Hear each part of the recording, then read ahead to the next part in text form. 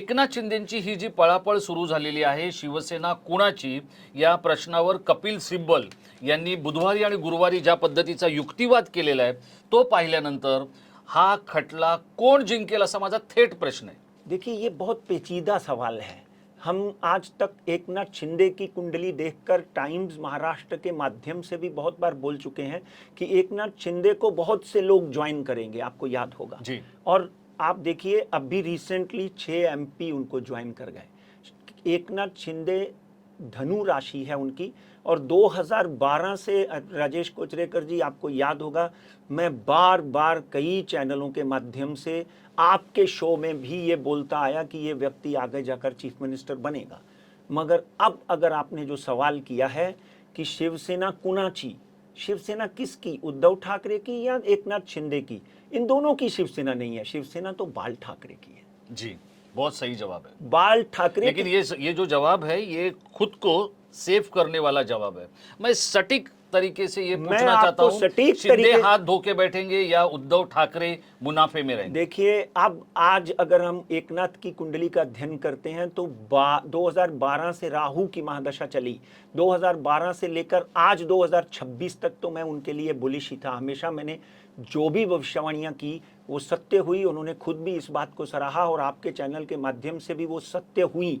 मगर आज राहु की महादशा उनकी जो है वो, उसमें सूर्य का प्रवेश, सूर्य अंतर्दशा चल रही है।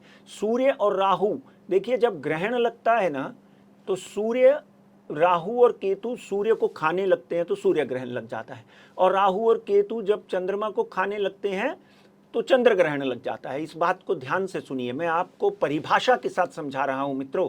मगर इस वक्त शिंदे साहब की कुंडली में राहु में सूर्य की अंतर्दशा चल रही है, जो कि आज अगर हम देखने को जाएंगे तो 2027 मई तक है, वो 2027 मई तक इनकी कुंडली में सूर्य की अंतर्दशा चल रही है। और सूर्य की अंतर्दशा का मतलब है कि कुंडली में एक ग्रहण का निर्माण हो गया। राहु तो उनका प्रबल है, राहु जो है वो राजा है, बाकी ग्रह जो है मंत्री और संतरी होते हैं। मगर इस वक्त अगर हम एकनाथ जी की कुंडली का अध्ययन करते हैं तो डेफिनेटली इस निर्णय में उनको कोई ना कोई नुकसान होता हुआ देखिए, आज 2 प्रश्न है न्यायाधीश के सामने।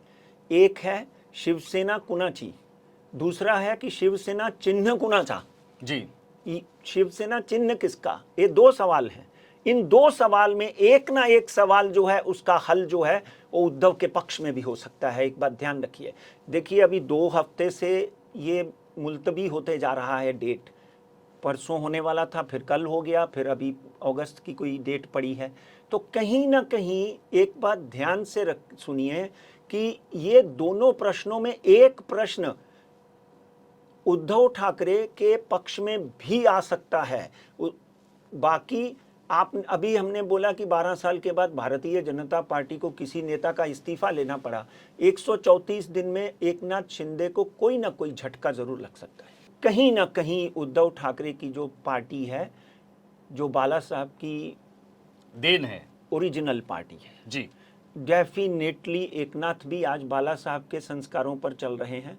मगर कहीं ना कहीं इन 134 दिनों में, आज हम 7 तारीख पे बैठे हुए हैं, इन 134 दिनों में डेफिनेटली 134 दिन क्या, मैं तो आपको बोल रहा हूं राहु धनिष्ठा नक्षत्र में गया है। याद रखिए इस विषय को, राहु धनिष्ठा नक्षत्र में गया है। 12 सितंबर 2026 से पहले भी एक ऐसा फैसला आपको सुनने को मिल सकता है जिससे एकनाथ शिंदे को डेफिनेटली कहीं ना कहीं कोई हानि का सामना करना पड़ सकता है।